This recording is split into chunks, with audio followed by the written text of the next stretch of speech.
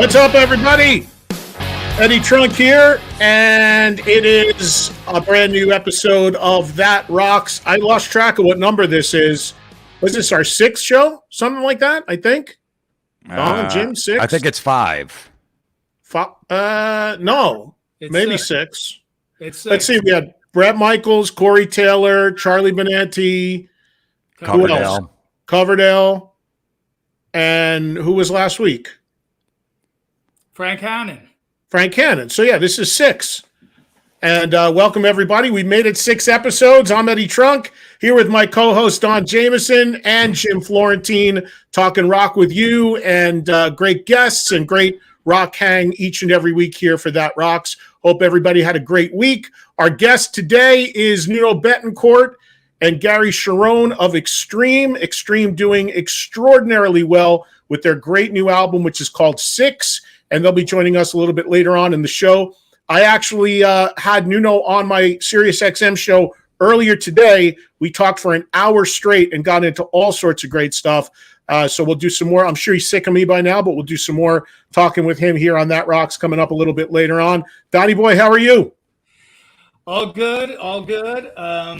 Last week, I saw that our friend and fellow metalhead, former Major League Baseball catcher Mike Piazza, was active on Twitter, and he was responding to Loudwire put out a post. Doctors explain that listening to heavy metal lessens stress, promotes thinking, plus more. And Mike responded to that by saying, I agree. Listening to Las Rockets live concert in Japan takes me to my happy place. Yeah, that sounds about right. He was always into Las Rocket. Eddie, didn't Mike get in trouble with the Mets because he was coming up with some really obscure songs? And they're like, listen, man, you can't. This is too weird. Can you play something a little more commercial? Like he was coming up with Accept and maybe Amon Amarth or something. Yeah, so for people that don't know the backstory here, because we should fill them in, Mike Piazza, the Hall of Fame baseball player, Mets, Dodgers, great friend of mine. We all know him, of course, but Mike and I are really close. And when Mike was playing for the Mets, I used to hang out with him all the time. And Don and I are both big Mets fans. And I used to actually help him pick the music he walked up to bat with. And he would play all this metal when he went up to the plate. But yeah, he got grief, I think, when he played King Diamond or Slayer or something. I think that's when they thought it wasn't family friendly enough, and the Mets put the screws to him a little. But yeah, I don't see Mike as much as I wish I did, because after he got done playing, he moved to Italy, and he lives in Italy now. So I don't get to talk to him or see him with the time difference nearly as much, but he still gets over to the U.S. every once in a while, and still a great friend, and obviously a big metal and rock fan too. But I didn't see that, Don. That's awesome. Yeah, and I tweeted him back. Want to become an MLB Hall of Famer, kids? Work hard and listen to plenty of Las Rocket. Exactly right. Jim, what's going on with you, man?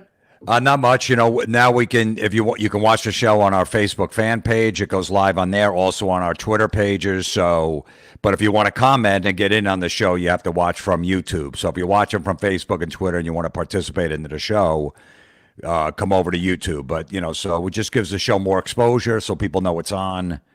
And I got to leave the show early tonight. I'm actually coaching my son's basketball team, and they're in the finals tonight. So nice. I'm excited. Yeah, so Jim's not going to be with us during the interview. He's going to split a little bit early because he's got to go take care of his son's game. What kind of walkout music do they play, Jim? What do they do when they get introduced? You got them playing anything cool? They don't play any music. They're too young for that. But it'd probably be, I see a lot of kids, high school, Welcome to the Jungle will come out to. I would have them come out to like Slipknot or something maybe, or Thunderstruck possibly, but they're not into rock music at all. They have, my son's like, don't even mention these bands around me, Dad, because these kids have no clue. Yeah, but your son is a total metalhead. He is, but he just says, my friends have no idea, so just don't even bring it up. They don't play Slipknot or AC/DC in the car with my friends when I'm driving them to movies. I'm like, all right, I'll spare you that. How old is he now? He's 12. He's like, he's embarrassed. I'm like, don't be embarrassed. They'll catch on at some point. Yeah, exactly. All right, so Jim will be checking out for our interview portion today because he's got to go do that. But Don and I will stay here and be joined by Gary Cherone and Nuno Bettencourt. I had a crazy week as usual. I'm back full circle now from where I did the show from week 1 back at my home in New Jersey. And I started this past week in Austin, Texas, hosted a private party. Jesse James Dupree from Jackal was there, George Lynch, Jeff Blando, and also Don Barnes, the singer from 38 Special. And it was headlined by REO Speedwagon, who turned in a killer set. It's amazing how good REO still are. People think of REO just for like the big power ballads. They rock, man. They got some great songs. Dave Amato, who used to be in Nugent's band, is their guitar player now since '89. And they were killer. And it was amazing seeing a full show in this guy's backyard. But he's a great guy, obviously a wealthy guy, and he puts on these private parties once a year, and he has me host them. So that was cool to see the REO guys and all those folks. And then I went over to LA for a little bit. I saw our old buddy Tom Morello, who I hit up to come on That Rocks with us, but he's actually in Europe right now. He's touring Europe with his solo band, but he'll come on with us at some point. And, we talked about, stuff we can't talk about on the air because we're friends, private stuff. But obviously they're going into the Rock and Roll Hall of Fame. But the thing I wanted to bring up about that is with Rage going in the Rock and Roll Hall of Fame is that Tom and I, when we get together and hang at the Rainbow, we do this game that would be very hard to do here on That Rocks or even on the radio. Although you could do it, but you're going to piss a lot of people off and make some enemies, and there will be some people that will never be a guest on your show. And the game is called MVP Weakest Link, where you have to pick one band and name the one member of the band who is the MVP, meaning they couldn't exist without this person, and the one person who's the weakest link if they had to go or irrelevant. So needless to say, that part of it is unforgiving. And usually there's other musicians besides Tom at the table who are in major bands. So the deal is you can't do their band if they're sitting right there. But can you imagine, just throw out Led Zeppelin, for instance, right? Okay, there's a band, we can actually do that. There's a band that none of us know personally, right? So we don't have to worry. I don't think Jimmy Page is ever coming on That Rocks, although he did almost come on that metal show, but you never know. But just think of how hard that is. Like Led Zeppelin, who's the MVP? Who's the weakest link? John Paul Jones is the weakest link, and Jimmy Page is Jim goes right in. Yeah, absolutely. No filter at all. Yeah, I mean, look, you could have put a case for Robert Plant too, but I would say Jimmy. I would put Jimmy just a tinge over Robert Plant. See, the thing about John Paul Jones that people forget is that John Paul Jones did all that orchestration, the keyboards, the arranging. So that's what I mean. There's obvious stuff, but then you push back on it, and it makes it hard. I would say the weakest link would maybe be Robert Plant, actually, and the MVP would be Jimmy Page. I mean, but look at every drummer worships Bonzo. I agree with you 100%, Eddie, with John Paul Jones, just unbelievably underrated, not only as a bass player, but just as a songwriter and an instrumentalist.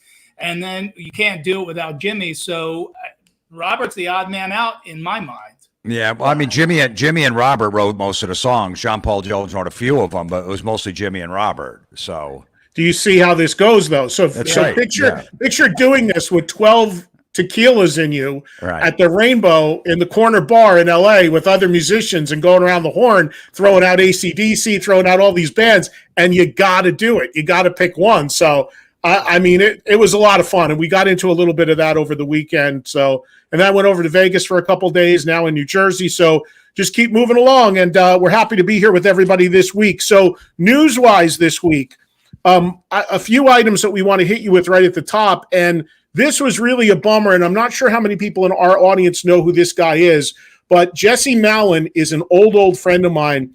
I was hugely into a band called D-Generation, who came out in the mid-'90s, that I believed was going to be the next Guns N' Roses.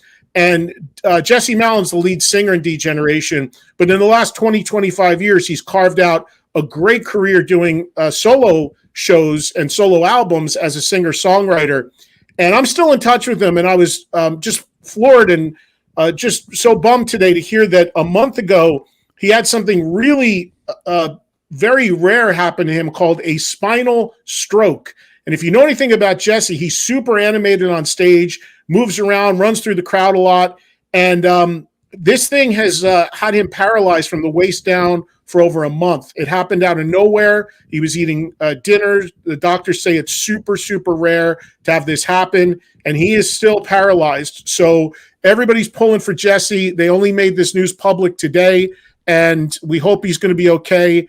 And he's going to fight. I mean, they're not giving him good prognosis to ever walk again, but he's going to fight, and he is a fighter.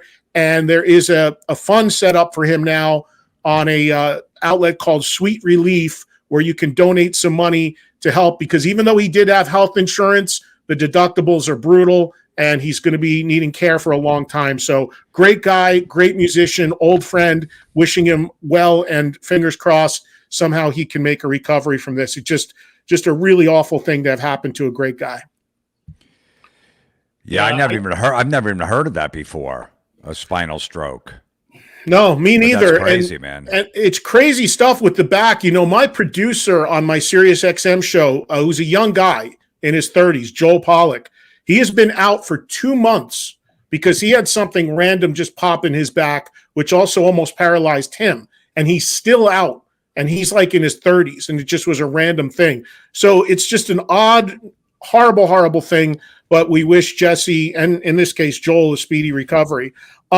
Other news to get to, and this ties into a bigger story.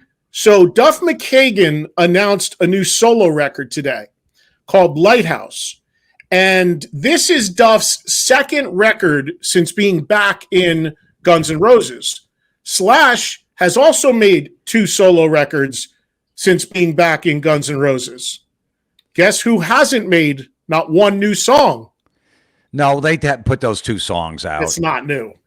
It's not new. Well, they were re-records of leftovers from 15 years ago. Right, from Chinese Democracy. Right. Right. No. They've not gotten in the same room and written a new song in 8 years, but the guitar player and the bass player have now completed 2 solo albums each. Wait, let's not forget our friend Dizzy Reed, who has done 2 albums while he's been back in Guns. He did his solo album, Rock and Roll Ain't Easy, and the Hookers and Blow album. So Dizzy has 2 records out too.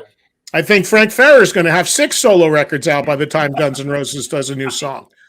But it's amazing, you know, the Guns N' Roses fans are crazy about this because all they want is one newly created song, and this band has been touring off basically the same 3 records for 8 years now.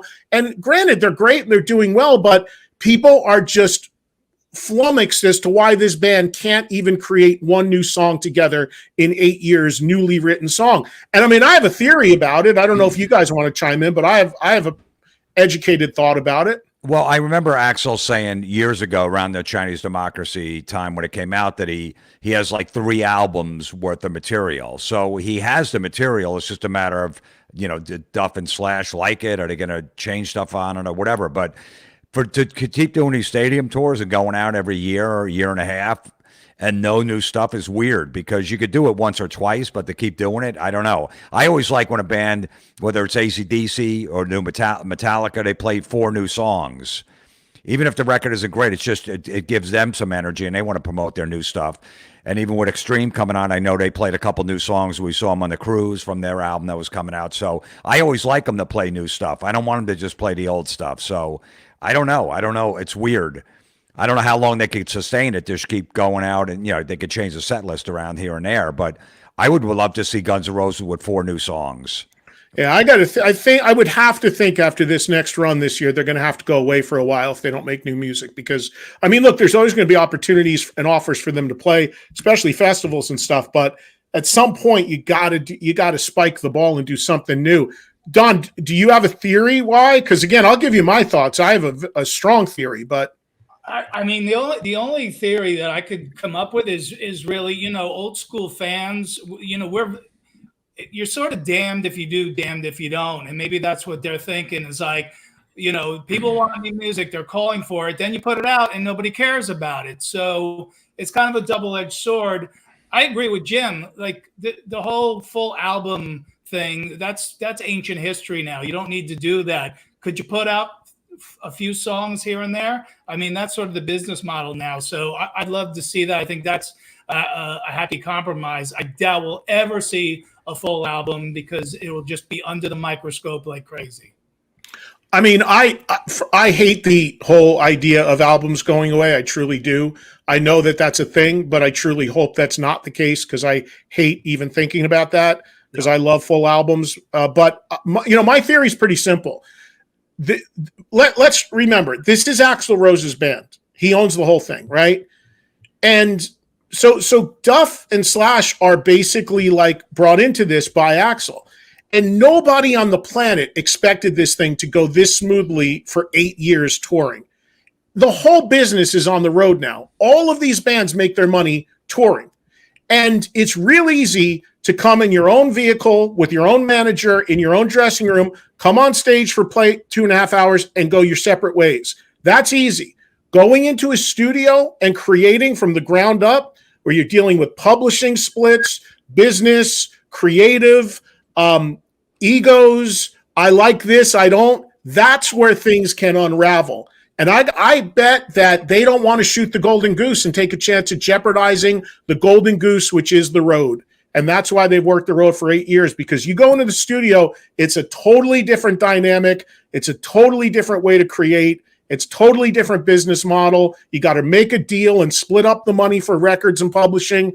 And that's where I think even their individual handlers, because they all have separate handlers, that's where they're all worried that it could all unravel. So let's just keep milking the live thing and until it dies. And I think that's what the mentality is. No, that's a good theory. That makes a lot of sense that they go, don't even touch that, because that's they don't have to be on the same planes and the same hotels. They don't have to do anything. Like, it's working. They have to be on stage for 3 hours and they go all their own ways. In the studio for 12-hour days trying to create, that's where it could go off the rails. So I believe that's what the hesitation is. Who knows? We can only speculate, but that's my educated guess. Now, as the counter to all of that, Alice Cooper today, at 75 years old, announces a new album, full album, and a new single. A guy who's got a catalog a mile long, who wouldn't have to make another song ever again, and he's still making new music every couple of years.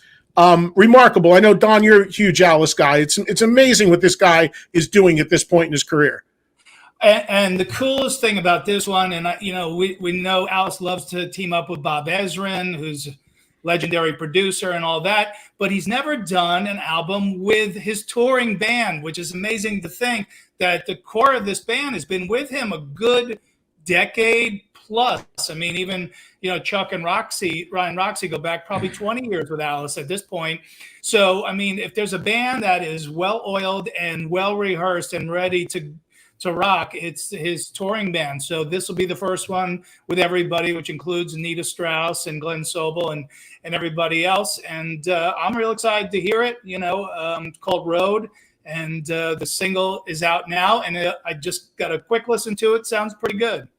Yeah, it's called I Am Alice, the single. Yeah, and I know Tom Morello's doing a guest thing on there. There's a bunch of different guests doing some stuff on the record, too, I was reading about. So, no, it's amazing. And the guy's got the tour in the fall, late summer, fall with Rob Zombie. Then he's going to go back out with Hollywood Vampires. He's like, I have no reason to quit. I'm never retiring. For what?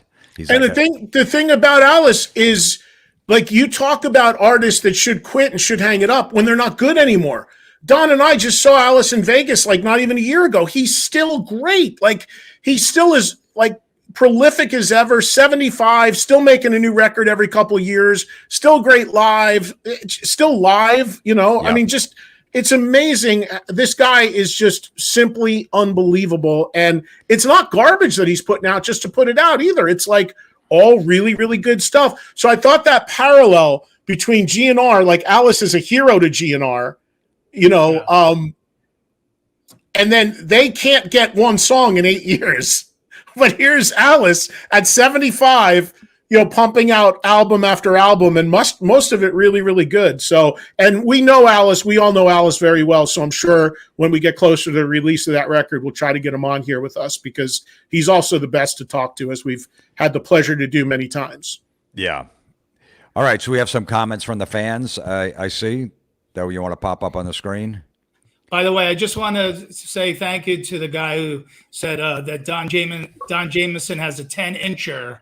Because oddly enough, we'll sort of be talking about my big 10-inch later in the show. So you have to stay tuned for that. See what you did there. When I was reading this, Jimmy is the weak link. I thought he was talking about us three. I'm like, oh, that guy's killing me. It's the weak link between us three, three of us. Yeah. He's sloppy live. Angus at 19 was better live than Jimmy. All right. Doesn't matter, sloppy. Stop with that. Yeah. He wrote all the songs. He produced the records. He's a genius. Right. That's what they say about Joe Perry, too. But, Aerosmith, greatest American rock band ever. Happy 53rd birthday to Rivers Cuomo. He's actually a huge hard rock metal fan. He used to play in an Yngwie cover band in the 80s. Wow. And Rivers Cuomo, supposedly, he's of course from Weezer.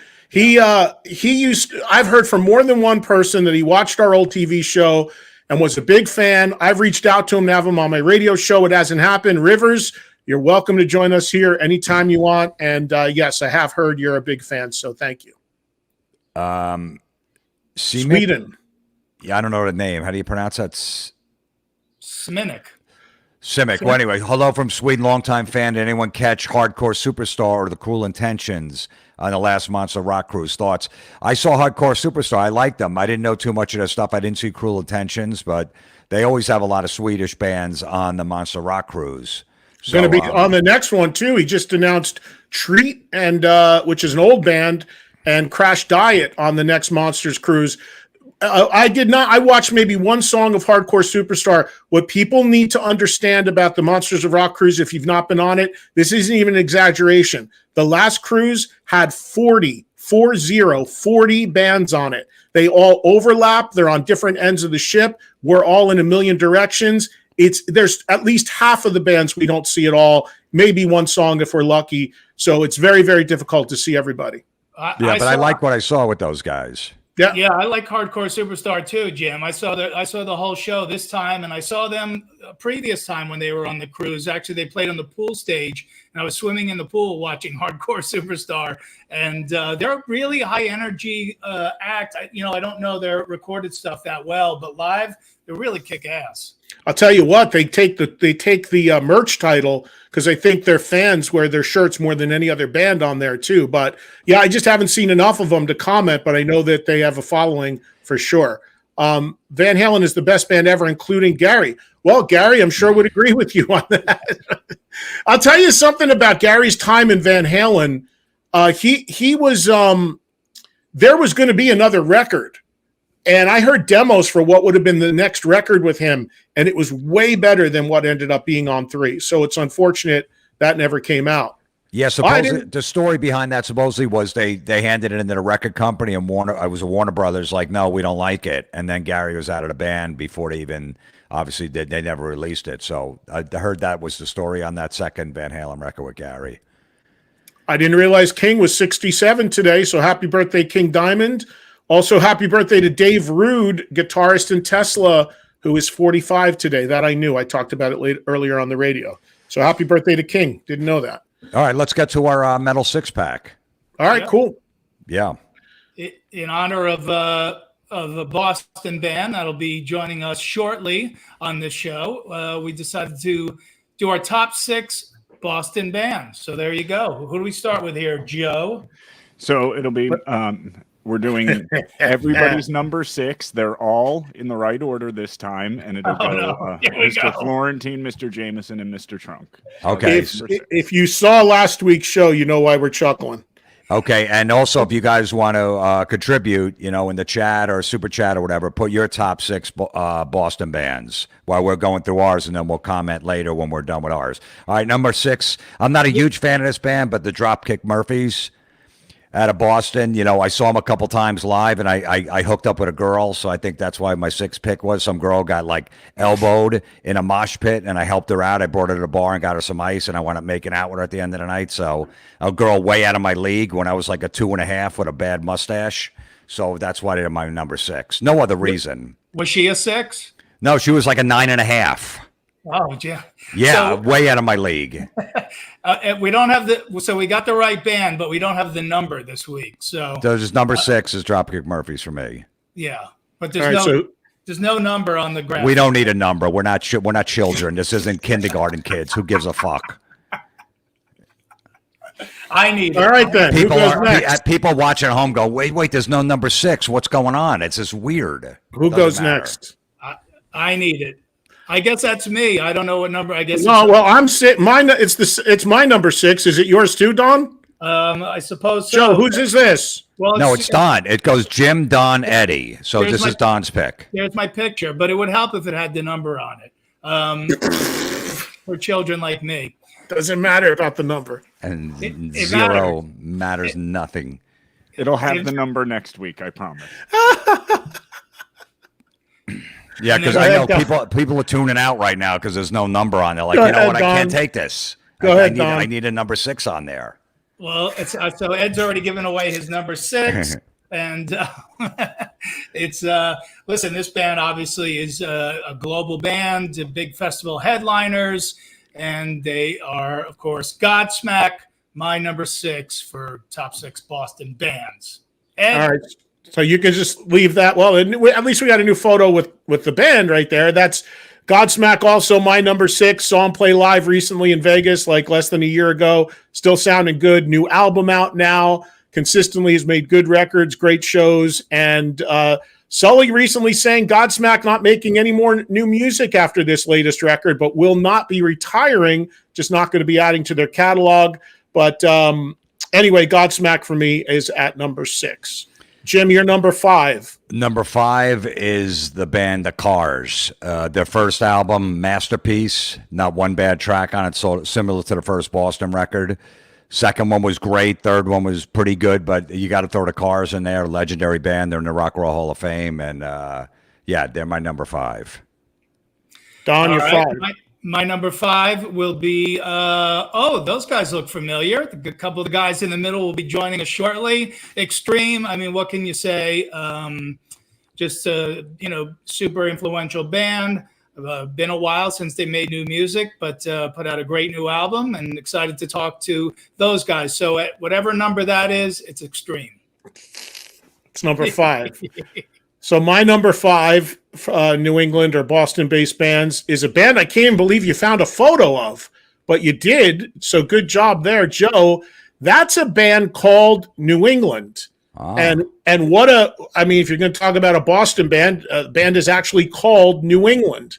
And many people may not know them because they weren't super successful, but I was a huge fan. I saw them open for Kiss back in 1979. They made 3 records. The first one was produced by Paul Stanley. They still play like once or twice a year, I think, in the New England area.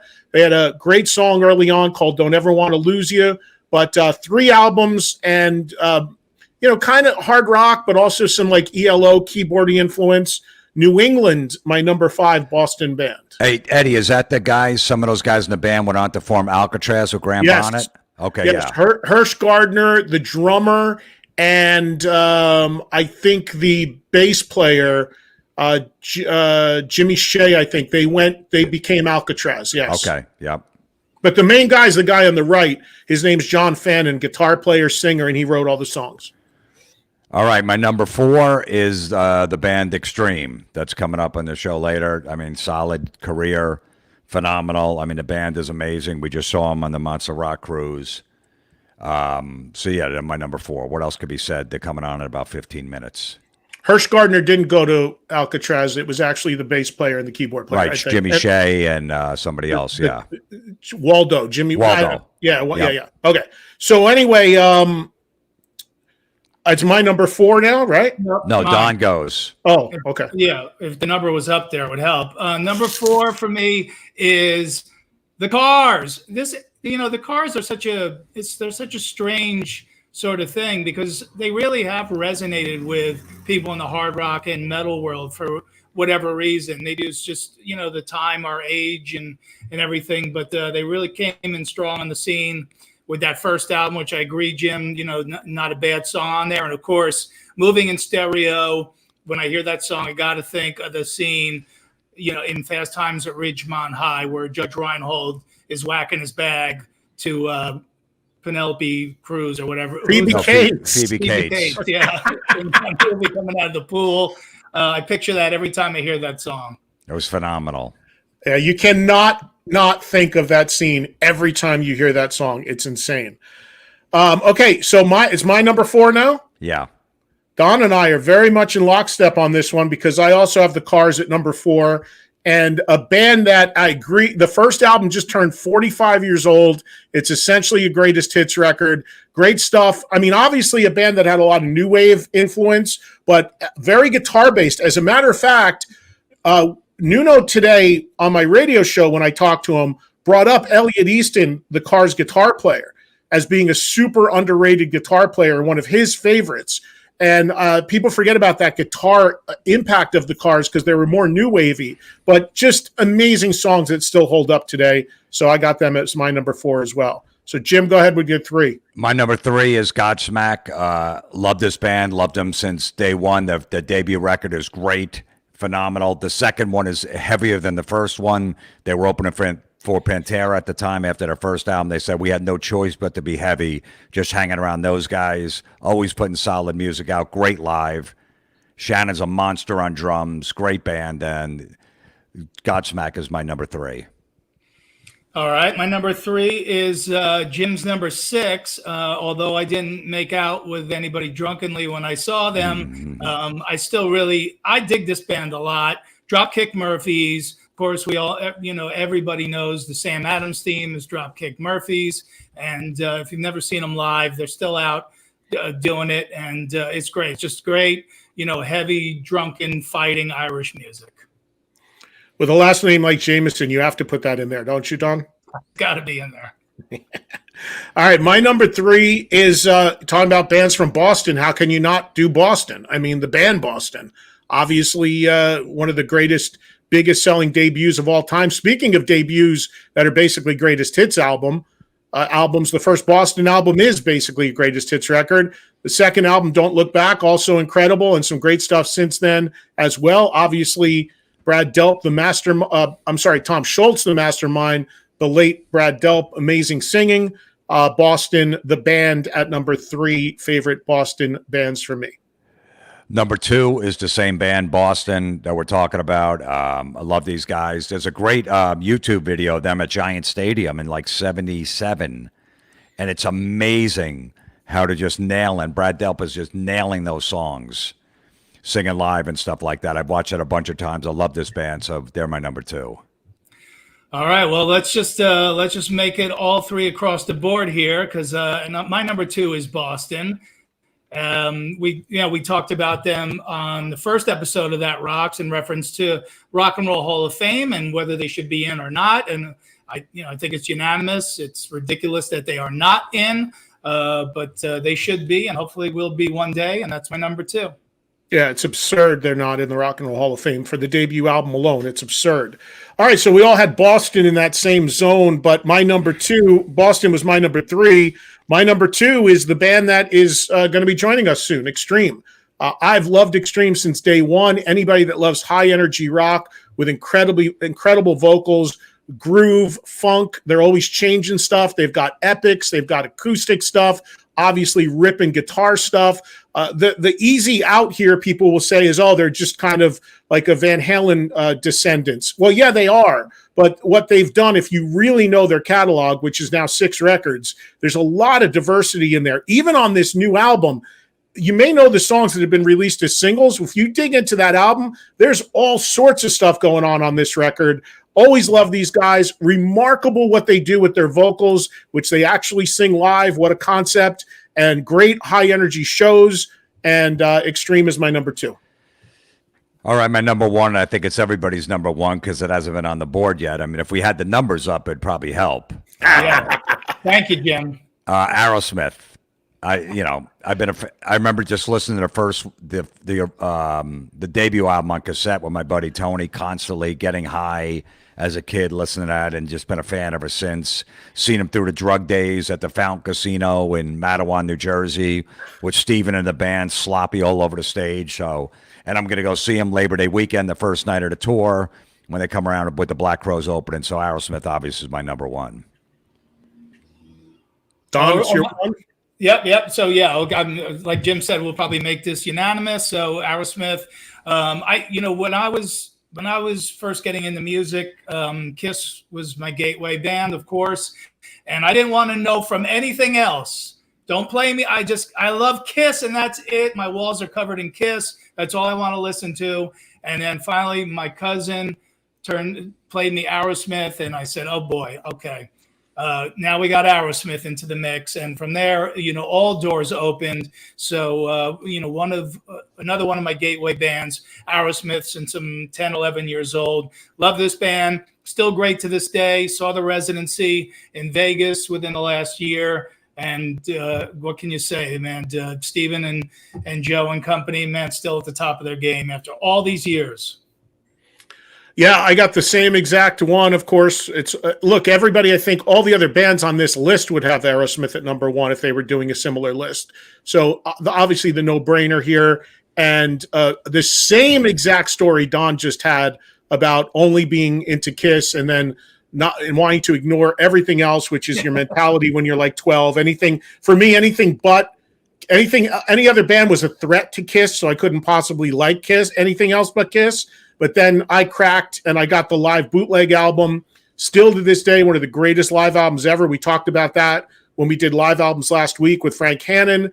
Just an insanely. By the way, my friend Brian Tishy just sent me an alternate live bootleg that was made on YouTube of songs that didn't make it onto that record, which was so cool. But Aerosmith, the Kings. I mean, are in my top 2 or 3 bands of all time, not just Boston bands. So Aerosmith, number one across the board. All right, great. So you got to send me that link, Ed. Yeah, I will. It's not an officially sanctioned thing, but it's all songs that were done during that period live that didn't make it onto live bootleg. Amazing. Yeah. All right, so we got to do the That Rocks pick, right? Yeah, let's go into That Rocks pick. I could go first because I got to get out of here in a few. I got the Geezer Butler book. Well, I got the audio book, and Geezer actually does the audio book himself. Oh, nice. I don't like ever understand them half the time, but Geezer you can understand. So I said, okay, I can get Geezer's book. Like if it was Ozzy's book and Ozzy was doing it, I'm like, I can't. I gotta get the actual book.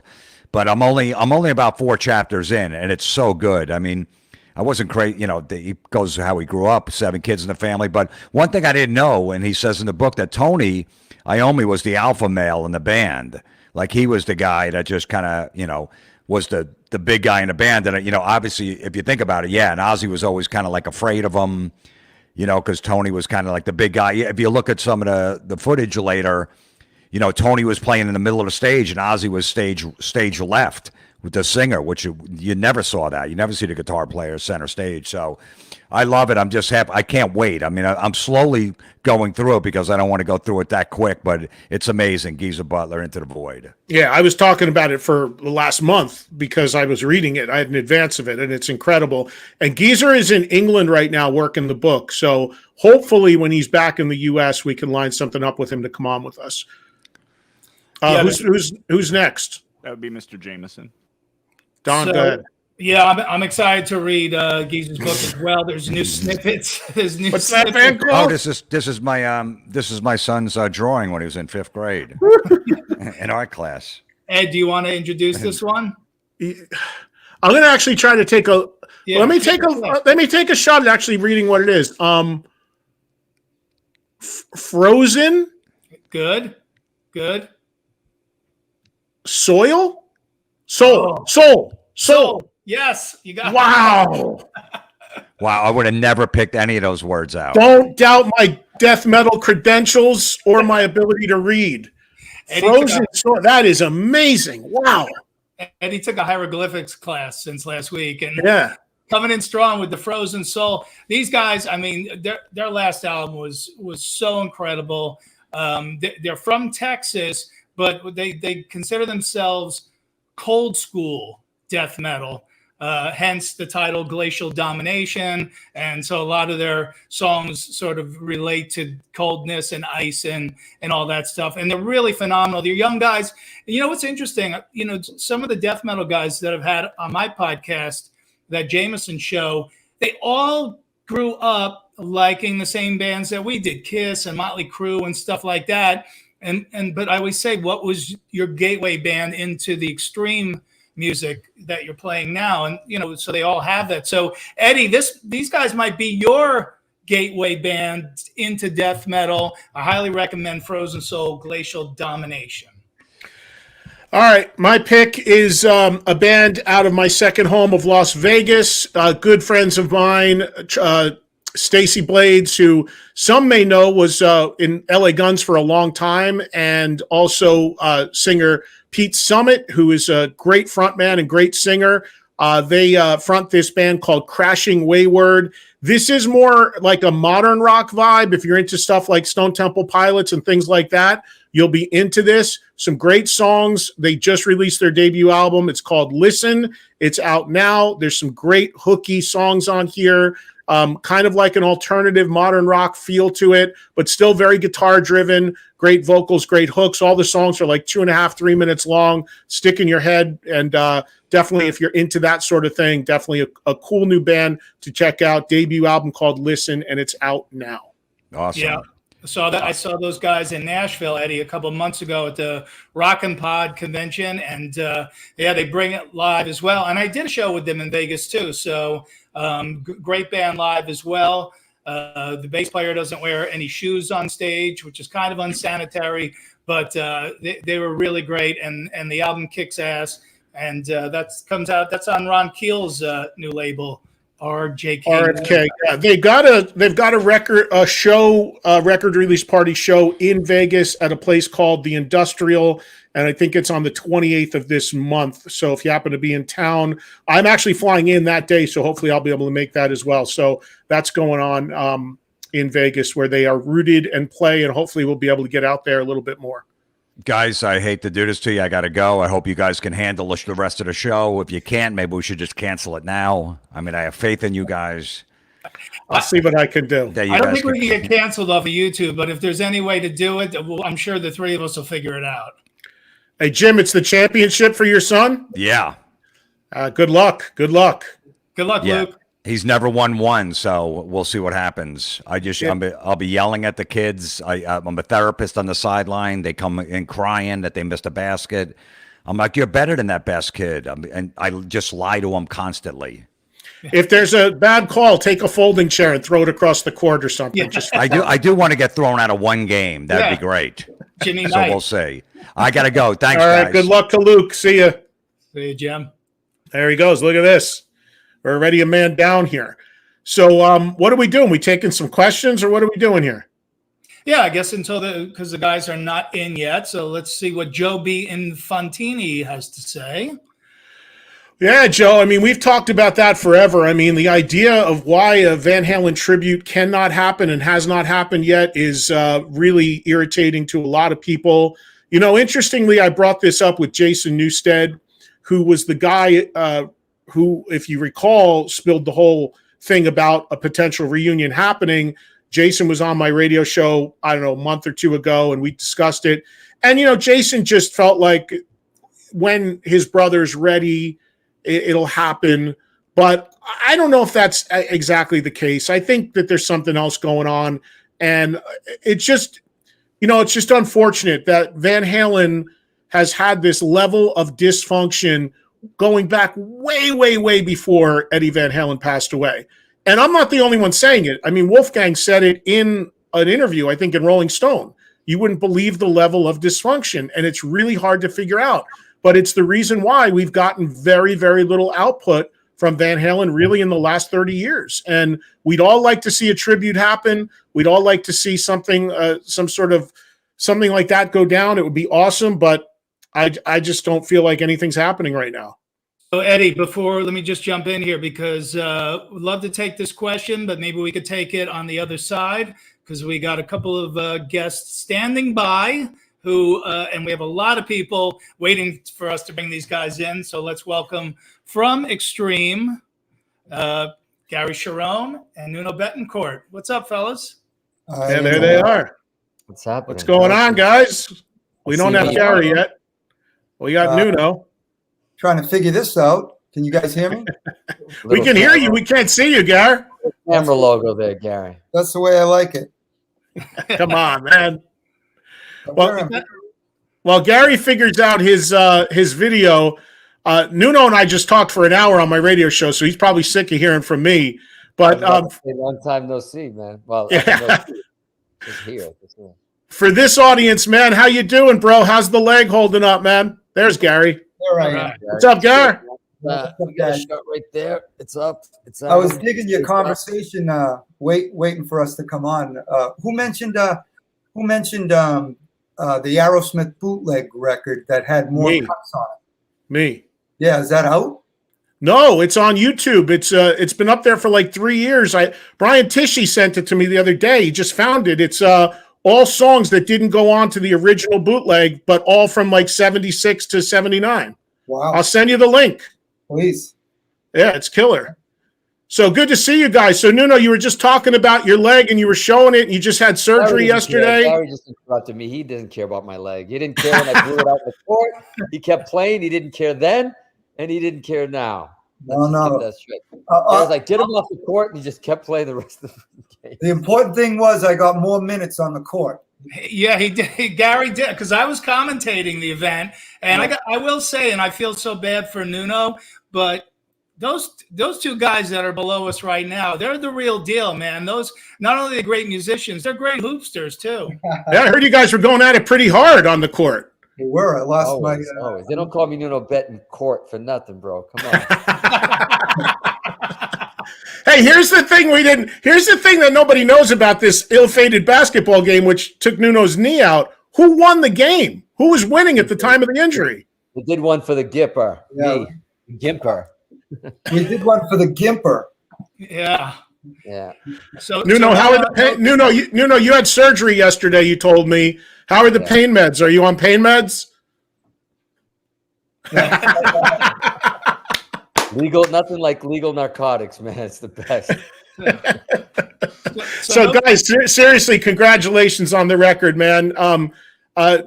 Starting with you, Gary, it's got to feel great after 15 years to have this out there, the new album 6, and having the reaction around the world has just got to be mind-blowing.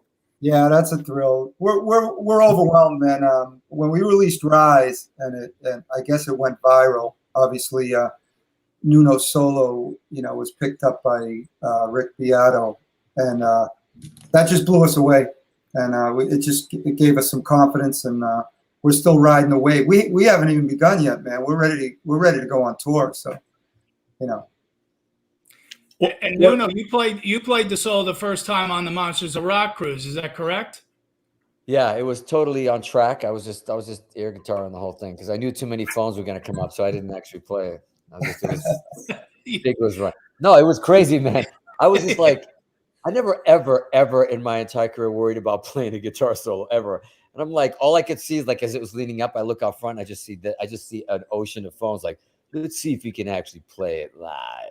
Let's see I think I played it. I don't know. I kind of black out when we play on stage, so I don't know what happened. But we talked about this before, and Gary, I was talking to Nuno earlier when he did my radio show about this. There's no band like this. The solo, amazing. All the guitar playing, all the playing on the record. Your vocals, Gary, amazing. The vocals between you and Nuno.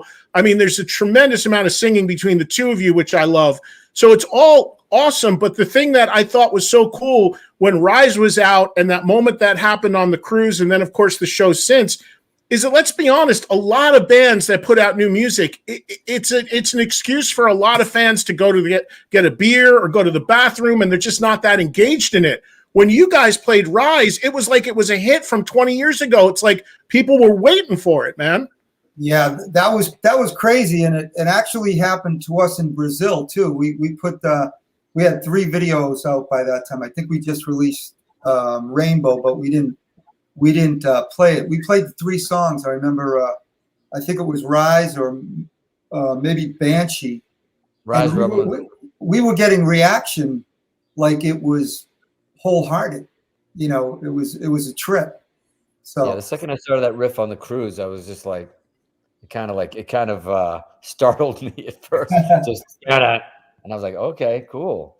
It's great, man. Look, it's exciting. We talked about earlier saying that, back in the 1900s when you put out a single, or you got to tour for a while, you got to wait for the charts, you got to see if ticket sales are doing okay, if radio's playing it. You're 9 months into seeing if anybody likes your music, with reviews and stuff.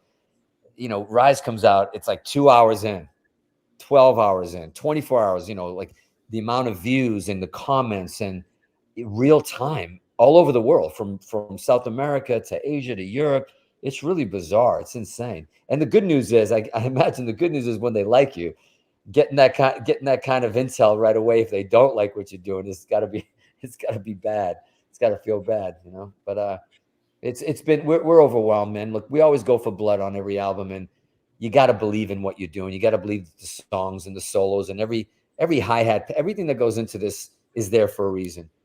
But, you know, the success is always when we finish it. We don't really wait for other people to tell us they love it or they hate it. When we're proud of it, we're proud of it, and that's why we release it. We don't judge an album on its on those bad boys back there. They do look good, but we don't judge the album on there. You know what I mean? We don't judge it that way. That's just a bonus. You know, that's just like sort of frosting on the cake. Could there be nothing worse than just us putting out albums, you know, even if we weren't proud of it, and then they even do well, and you're kind of not embarrassed, but you just, you're not really proud of it. So, you know, we're excited about this album, and we're talking about how it's the guitar playing, the band, the rhythm section, Pat and Fig, it's all of it, all the harmonies. And, you know, it's really just about doing a body of work that we're excited about that you can listen to from top to bottom. You know? Yeah, well, Nuno, when six goes gold or platinum, I got a spot right back there in the corner. If you see it, I got an open spot on the wall. I'm waiting for it, buddy. I got one right up there, right by the vent. Come on, guys, let's go.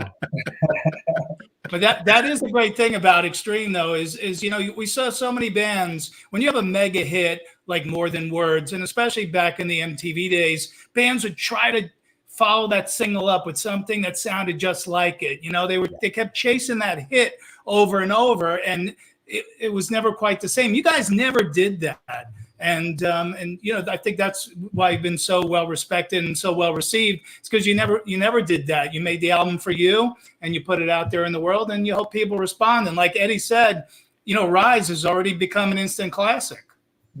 Yeah, I mean, we don't sound a lot like Queen. We're influenced, but we always had the philosophy of do whatever the fuck you want.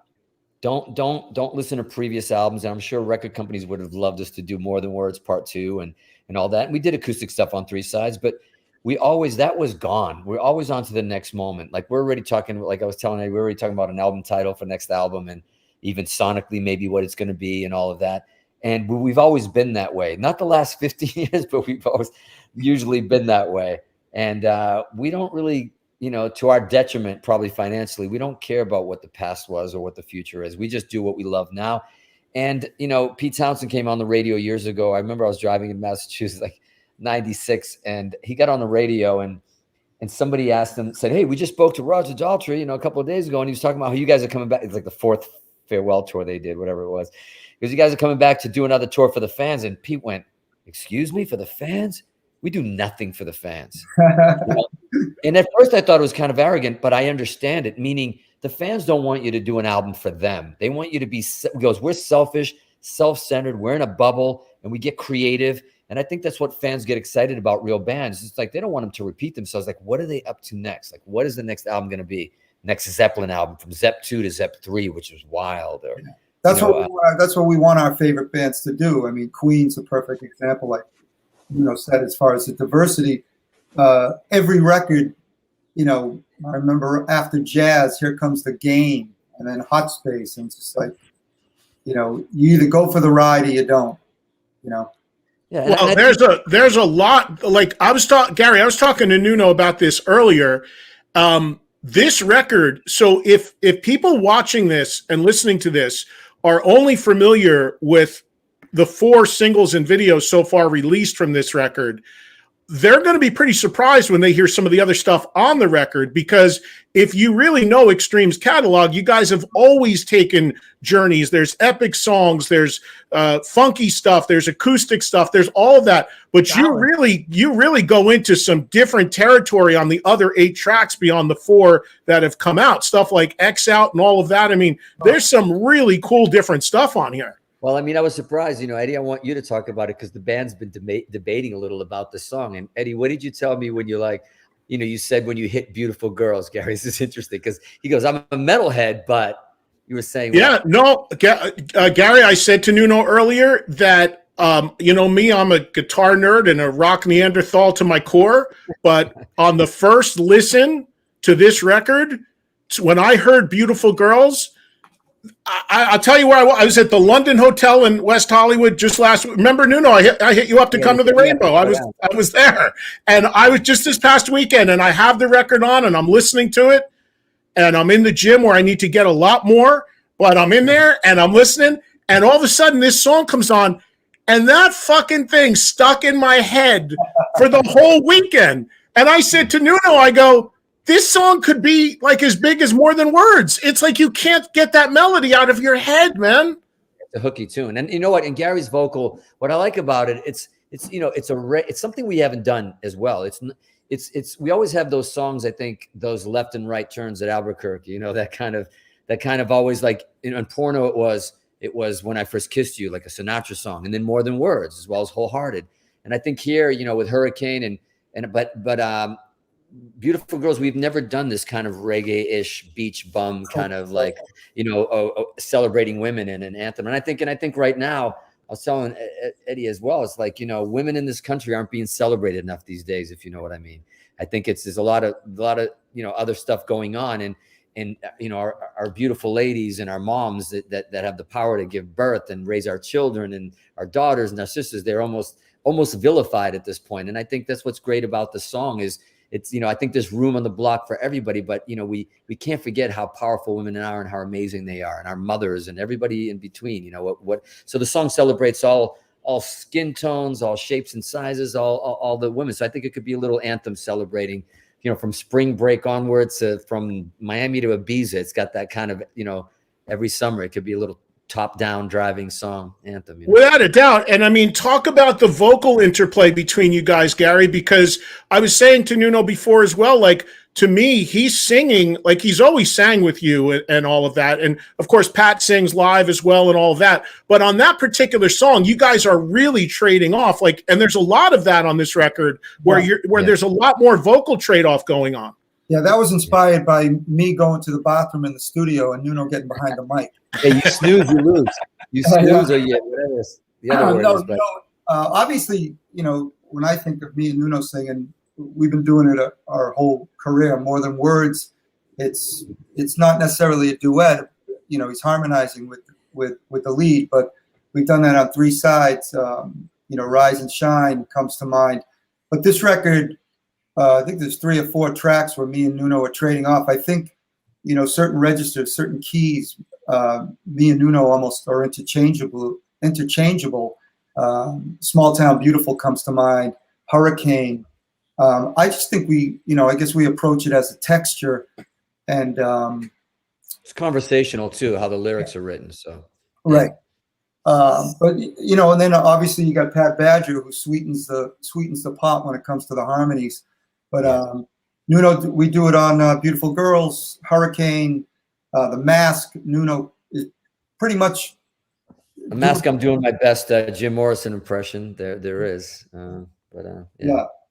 Yeah, it's killer. I wanted to ask you guys real quick about something too, because the story about Eddie Van Halen coming to the house and when Nuno was doing the Rise solo, that's been out there a lot. We talked about it earlier. It's been in a lot of the press. But Gary, you were the one that you brought him there. Like, you were the one telling Nuno, you got to come down, which my question for you is, how in touch were you with Eddie towards the end of his life? Were you guys close? Were you in regular contact? Yeah, we were. The times I went to LA to work on the record with Nuno, I'd go see him. Other times we'd always be texting. It got a little less in the last 6 months for obvious reasons. But that time, I don't know how I got to his house. Did I take an Uber or whatever? And we were hanging out. I guess we had lunch, and on the way back, I was just going to split, and then he goes, let me drive you back, and on the way, here I am texting Nuno. I'm contemplating, should I surprise Nuno? And I go, nah, I gotta text him. And so Nuno's recording, and he was recording the Rise solo. He wasn't answering my text, and I'm getting pissed. He's getting pissed that I'm texting him. Gary texted me and called me more in 3 minutes than he did in the last 30 years, without a doubt. And He's then, like, get down. I really thought something was wrong. I'm like, what the fuck? Something's wrong. And I'm like, I'm pissed. My studio's up at, but it takes a minute to get up there. Hollywood Hills problems, takes a minute to get up there. And then I get down and I'm busting through the door. Like, what the fuck? And then there's Eddie. I'm like, all right, that's a good reason. That's a good reason to interrupt. Yeah. well, I'd be pissed if he was with Tyler and Nuno didn't text me. So, Yeah, we're the other women of rock and roll. We're the other women. Yeah, When those guys don't want to perform with each other, they come and get me or Gary. Yeah, It's Eddie it's Perry with him, me with Tyler. We're just, we're fucking all the other chicks. that's a Boston thing. That's an East Coast dirty water. And of course, Nuno, you dedicated for people don't have a physical copy of 6 yet and haven't seen the liner notes. Nuno, you wrote a beautiful dedication to Eddie Van Halen in the liner notes of the new album. Yeah, look, it's the fact that he didn't that day when he was outside and to come up and listen to the songs and it didn't happen and I wasn't even done with the stuff and kind of regret not like saying, come on, let's go crank this up and getting him up there. But he said, no, I'll come back when it's done. We'll have a little listening hang. And it never happened. And you don't really know. I didn't, until somebody goes away, and there was no way. There's so many little tips of the hat on the album that I did, from a nerd guitar standpoint, the Rise itself, the solo, the front of it was always very, this kind of tremolo picking, we call it, where, it was kind of like came out in Eruption, back in the day, how he started all that stuff. And I had never used a Phase 90, the pedal Phase 90 and MXR, the orange ugly box, because Edward made it his. Nobody used it after him because he did it so much on Van Halen 1 and 2 that it became his signature sound, that even if you were influenced by him, it was bad enough. If you put that on there, you were just cloning him. So I've never recorded one, never used it. And I ended up putting it back on the Rise solo after he passed. I'm like, that's the little tip of the hat there. So I put it on that song for him. And like I was telling you earlier, you always go for blood as a guitar player and you have your influences and you kind of want to take down your heroes, that you got to believe you can take them down. But in this case, it's one of those things when Rise came out and a lot of different people saying, hey man, you're the guy, man, you're the heir to that throne. And I'm like, nah, no one is going to be the heir to the throne of Eddie Van Halen. Nobody is. That throne is sitting there with like Game of Thrones with guitars behind that chair. And we have his music, and he was too much of a game changer. And his music, thank God we got his music. Just thank the Lord. You can go back and always hang with him constantly, and all I would hope is that guitar players from that generation like myself would just keep that torch lit, keep that fire going, keep that passion going in the guitar playing like we did on this album. And hopefully he's just smiling down and saying, hey man, you did good, kid. Now fuck off. That would, you're not as good as me, but you did good, kid. Speaking of, go ahead, man. No, Gary, I just wanted to jump in with, speaking of legendary guitar players, obviously you and Joe Perry have developed a friendship over the years, but it's still, whatever. Anyways, what are you doing? It's still got to be such a thrill for you to go out and tour with him doing the Joe Perry project, because I know you guys just did a bunch of shows together. And I also wanted to ask, how much do you have to do with the set list? That's a good question. He just froze. I think Nuno sabotaged his internet. Joe Perry just hit some fucking buttons somewhere. Like, he's like, eh. Gary totally froze. Wow, he's not frozen. He's posing. Come on, Nuno put the whammy on him. Nuno, what timing is that? What great timing is that? Wow. While we wait for Gary to unfreeze, talk about the tour you have coming up, man. Yeah, well, look, we got August, man. This knee, like I said, get this meniscus fixed, hopefully, and I'm sure I do. And we got August. We're doing the U.S. September is Australia, Asia, all with Living Color, and then we're going to Japan at the end of September, and then UK, Europe in November. So thank God we got a little bit of October off just to see if I can walk again, see what happens. And how was the response to the shows you just did in Brazil? It was great, man. We just did the one show, man. We flew like 20 something hours of travel each way, and we did that one show. But it was, what a night. We played right before Morello, and then Vi was supposed to play the next night, but he showed up. So I dragged him on stage. Me and Gary did Cochise with Morello, which was awesome. So fucking awesome. And then I pulled Vi out when he was doing Power to the People, I think, or something like that. And me and Vi were doing BV. So it was kind of cool, like, 3 guitarists on stage and with the whole band. It was pretty fun. Brazilian crowds are so passionate. They're so incredible. They have such a love for their artists and their bands, you know.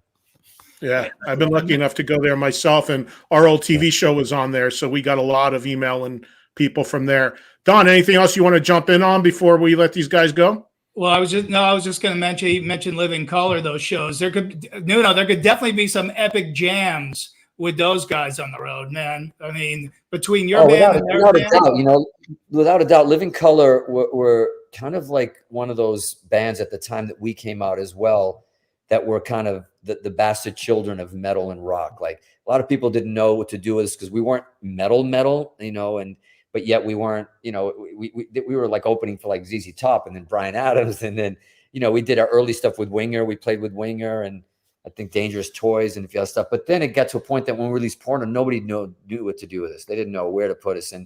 And I think the other bands that were kind of in our level, because we were doing funk and there was horns and people were like, what is this? Are you guys met? What are you doing? More Than Words fucked them up even more. They didn't know what to do with us after that. But Living Color was kind of in our realm and that funkiness as well. And so was King's X, was a little bit outside the box. So those were kind of the land of misfit toys. That's why I think we love doing tours with those guys, because I think that we suit each other a bit in the tone and the culture of cult, man, the cult of personality. Hey, one more thing from me, and that is, so Nuno, just before you ended on my radio show earlier, you dropped some information about the name of the gorilla on the cover of the new album 6. And we should now, Don, did you hear the show today by chance? No, there he is though. Okay, so wait, do this for Don. So Nuno, tell Don the name of the gorilla and see if he can figure out. We had to name our gorilla. You know, he's a big part. You know, he's a big part of the. People ask, why is the gorilla? What does he mean? And you know, we always, when we started writing stuff like Rise and Rebel and Save Me and Mask, some of the heavier stuff, we were like, man, Gary, I think said, he goes, sounds like, you know, this stuff sounds like a 700-pound gorilla, and it stuck with me. And I think I searched for years, and then when I saw that face, who is now, his name is Pakanuga. You know, once I saw that face, it was like, wow, that's the album cover. Why? He's weathered. We're older like him. He's like, but you know, it's an older gorilla, but he's got that look, like that fierce look, like, we'll still fuck you up. Don't fuck with me, man. I am still a gorilla. And he's still got that smirk. He's still got a smirk on his face. You know, we have a lighter side that we have. He's got the heart-shaped nose. He's got all the elements in there of what extreme is and isn't. I think he touches everything. But yeah, his name is Pakanuga. Don, do you know why? Well, I thought it was Harambe at first, but Harambe. How'd you get that? You don't remember Harambe? The when the kid got caught in his cage, the gorilla? The kid got caught in the cage. No, we didn't. He saved him. Yeah. So Don, Nuno said this on the radio and was asking people if they could figure out what the name means or where it comes from. Do you have it? Do you know? No. Does Pakanuga make any sense to you? Pakanuga, P-A-K-E N-U-G-A. N-U. There it is. So Pakanuga. Think about it. Look at those initials. Because my radio audience, after you hung up, they all called in and they had it immediately, and now they all want free tickets. I was like, I didn't say that. I said one winner. Pat, Kevin, Nuno, Gary. Oh, yeah. It is. First two initials of each name. And it's a perfect name for a gorilla. A gorilla name, if I ever heard one. Total gorilla name. Yeah, I could see we'll have to work on our gorilla name for next week. What's that? Exactly. Everybody can come up with a gorilla name with a group of people. Exactly. There it is. I don't know if Gary's coming back on, so should we should let Nuno wrap up and get out of here, right, Don? Camp. Paul Gary called him and censored him. Couldn't speak anymore about it. Yeah, Joe put the kibosh on him. It's over now. Hey, we're down a guy too, because normally we have Jim with us, but he had to go coach his kids' basketball game, so we're down a member. Kids are more important than rock and roll and metal. I know. But it's the championship. You got to get the championship. It's the championship. You know, every kid's going to get a trophy. The losers are getting a trophy. That's how it is these days. Everybody wins. Sad but true. You're right. All right, man. We'll let you get out of here and take care of that knee. And congrats on the record. We got a question here, real quick.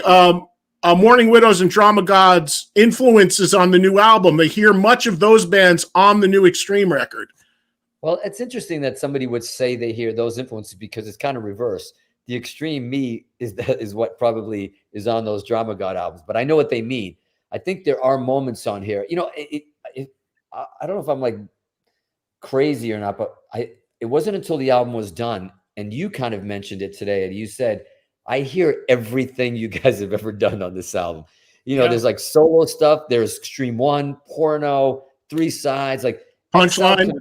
You know, Punchline. It's like I think there's a lot of different tastes, and a lot of it's almost like a This Is Your Life version of a culmination of of all the extreme textures and sounds that we've done. So I think that's kind of cool. It's a good way to celebrate it. What was it like to play at the Freddie Mercury tribute in '92? I mean, are you kidding me? You look at our faces on there. We're like deer in headlights the whole time. We're just smiles and you know, and look, prepping for something like that, asked to play at the house the Queen built, you know, Wembley Stadium, and not only being asked to play it, but then we got in trouble. We were supposed to play our own music like everybody else did, but me and Gary, like, no, we got to do our tribute to Queen. And we got in trouble because later on, a lot of those same songs were played by some of the heavyweights like Bowie and sitting in with the Queen guys. But when we about to go on, we were nervous enough because it was televised to, like, I don't know, hundreds of millions or whatever it was watching. And then Brian goes up and just fucked our heads up even worse. He's like, this is the band, I'm paraphrasing, but the band that more on this planet than nobody else that knows what Queen and Freddie were all about, and building it up so much. And he was right, by the way. I'm a humble guy, but I'm telling you, we are the ultimate Queen fans. And he was saying that for a reason, because we've had so many talks with him about deep cuts and deep albums. But after he said that, we were like, uh-oh, we better go out and deliver. And it was a really, I'm sorry, but, you know, even John Deacon even said, they basically said something after we got off. He goes, man, I was listening on the car on the radio, and he said, you guys stole the show today, like with what we did at Wembley at Live Aid, meaning that you went in the spirit of what it really was. And you played the Queen, you played for the Queen fans what they wanted to hear, and you really celebrated Freddie the way it was supposed to be done, in a rock and roll way. And they sang every lyric from front to bottom, man. We were doing Radio Gaga and they're doing the hands up. It was something we will never, definitely a top 5 gig of all time. I mean, if not the, it was insane. It was insane. Never forget it. Hey, do I have to sell my house to see the band in Europe, or will we have the Thicker Than Blood tour in Brazil next year? Thanks to see the band in Europe. You're going to Europe, right? We're going to Europe. Yeah, sell your house for sure. But, donate the money to Nuno. Donate the money. I'll send you where to send the account. Come and stay with me for a while, no problem. But no, I mean, look, we have to. It felt really bizarre going. I'm glad we did, but it felt strange. And we were going as a replacement, by the way, and God bless Jeff Beck. We were replacing Jeff Beck in this lineup. We weren't supposed to be playing the gig that we played, the Best of Blues and Rock in Brazil. So it was an honor to replace Beck. But it was weird to not play the rest of Brazil and South America. It was just strange. A new album out, and not, you know, we were a replacement, so we couldn't book a tour, but we definitely got to get back there and do, you know, Sao Paulo and Rio and different parts of Brazil and go to Argentina and Chile and all those places. We definitely got to make it back one way or another. I got a text here from Gary. He has thunderstorms in his area and it knocked out his Wi-Fi. So he said, thank you, goodbye to everybody. And he's out. His Wi-Fi is out. So yeah, that's a good one, Gary. I like that. Right when Don asked this question, Gary's gone.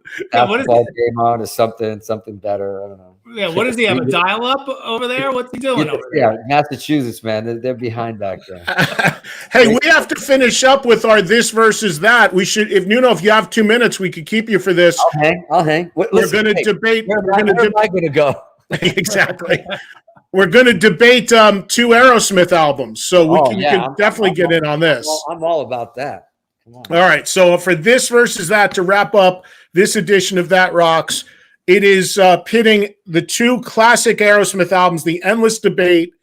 That is Toys in the Attic versus Rocks. Yeah, the back-to-back albums. Yeah. The back-to-back albums, 75, 76. Who's going to start? Not me. I mean, go ahead. I'll follow your lead. Go ahead. Don? Let's let Nuno be the deciding vote in case we have a tie here. Eddie, you and I. Man, I'm your replacement for today. I'm filling in. Go ahead. He's your Jim. Yeah. So Eddie, you and I have probably talked about this off camera a million times. And my first instinct when we came up with this was obviously it's rocks. But then I was like, I take these things, I'm a crazy fan. So I sat down, I listened to the albums again, even though, I still have my original vinyl from back in the day, well worn, well listened to. And I gave every song. You got to do down a quick listing of what it is, man, because it blows your mind. Oh my God, the song. Well, that's what I did, Nuno. So I went song by song and I gave each one a number, a rating on a scale of 1 to 10. And then, but not adding it up while I went. And when I got done with both, I added them up. And surprise to me that just barely by 1 point, Toys in the Attic was the better album. So I got to go with that and say Toys in the Attic is my pick. So just for the sake of doing this, just to refresh people, the track listing for Toys in the Attic, title track, Uncle Salty, Adam's Apple, one of my favorite riffs, Walk This Way, big 10-inch record, Sweet Emotion, No More, No More, Round and Round, maybe one of the heaviest Aerosmith songs, Brad Whitford written, and You See Me Crying, incredible ballad to end the record. And then Rocks, Back in the Saddle, Last Child, Rats in the Cellar, Combination, Sick as a Dog, Nobody's Fault, Get the Let Out, Lickin' a Promise, and maybe the most underrated Aerosmith ballad ever, Home Tonight. Yeah. My pick by a hair is Rocks. I think Rocks is not only the greatest Aerosmith album top to bottom, but one of the greatest albums of all time.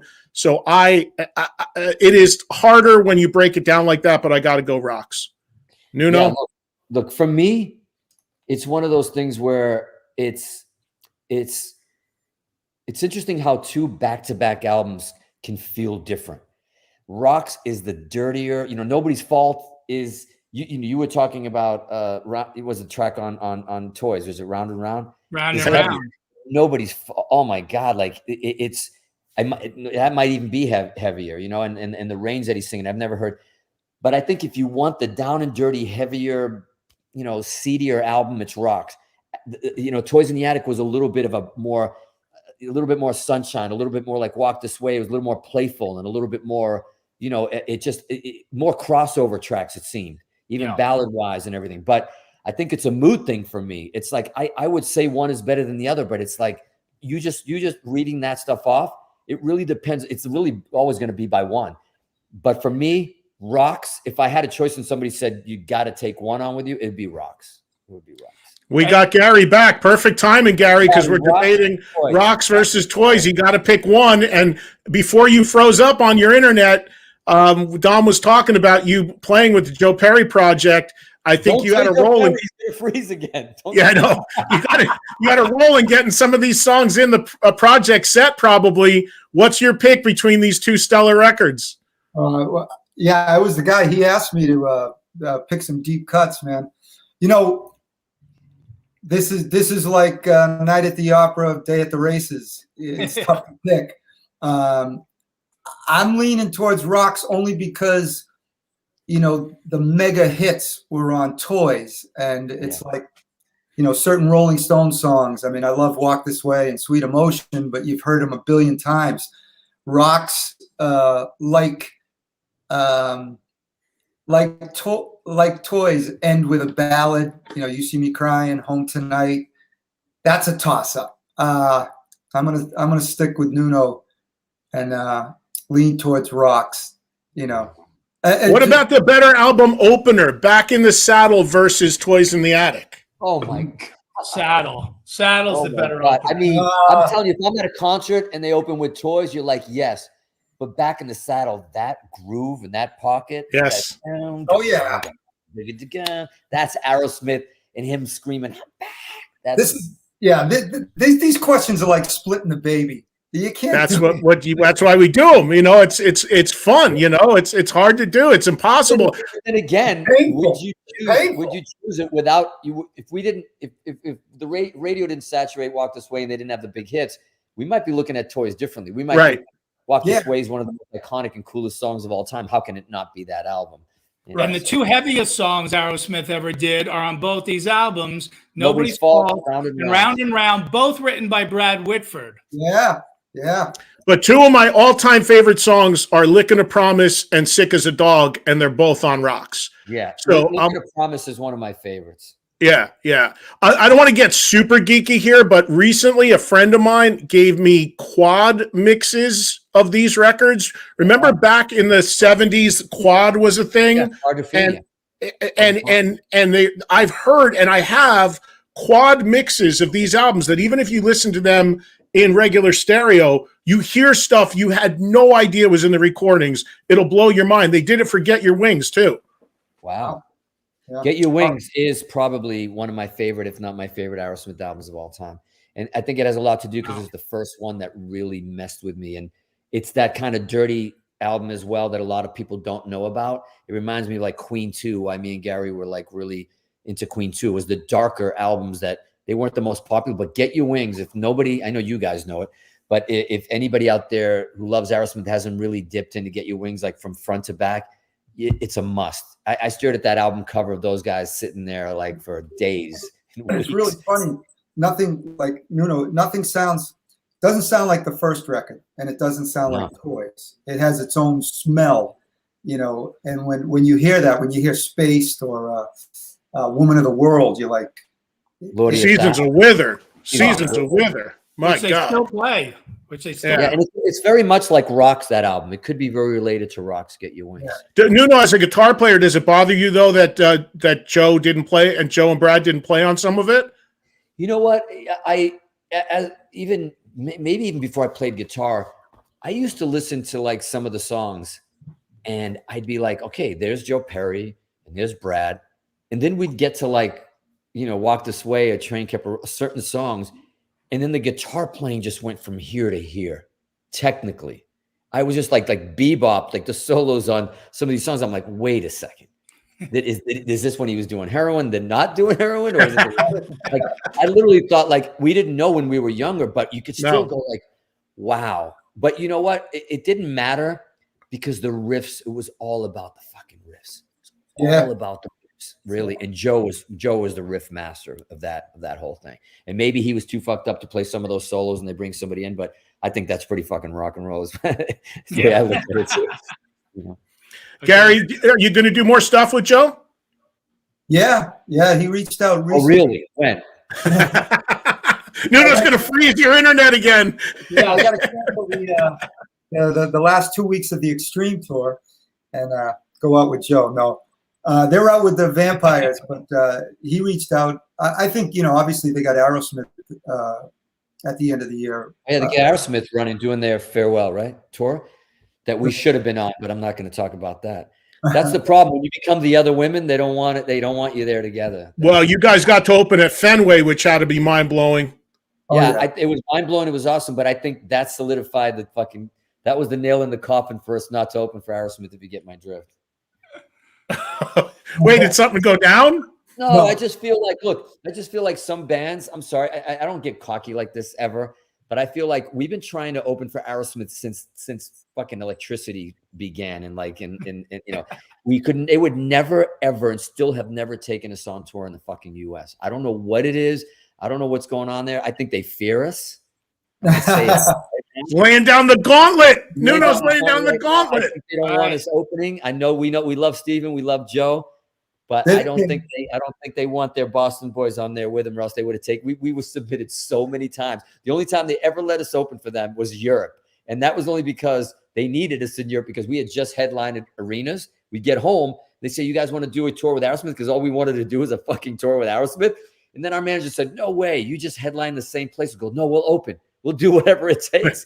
And we went right back and we opened for them on the Punchline tour, and it was amazing. It was so much fun. It was great.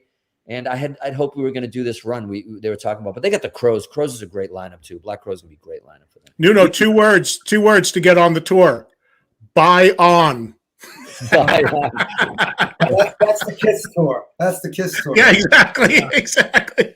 Hey, guys, we don't want to hold you, man. Congratulations on an amazing album and all the success on the top of charts all over the world. Nuno's on like 9 guitar magazine covers, including a great piece in Guitar World. And so happy you guys are back and kicking ass with this record. Congrats, man. Thank you so much for having us. And we'll end on another Aerosmith note. Banshee is basically an Aerosmith song. The whole thing is an Aerosmith song. And I sent that to Steven after we did the video, and I never heard back. And I think that was the last nail in the And that was the last straw. Exactly. All right, guys. Peace out, man. Thank you. All right. Take care, guys. Thank you. Pakanuga, guys. Pakanuga, that's it. He dropped that on my radio show, and I had no idea, like you, Don. I was like, what's Pakanuga mean? Like, I had no idea. And he's like, I got to go. He goes, if somebody calls in, I'll give them free tickets to a show. And I went to my phones, and earlier today, there was like 5 people that called in. They picked it out immediately, but first 2 initials of their 4 names. Yeah, and it does sound like a gorilla name. Yeah, it's perfect. And I did see the P, and I first thought it was okay. I'm looking for Pat Badger, PB, but then it was PA, and then I got all jumbled up. But the album really is great, and you mentioned that song X Out, man. That's the one that's like seeped into my brain. Like I have to listen to that like every couple of hours. It's sort of an oddball song on the album, but it's so good.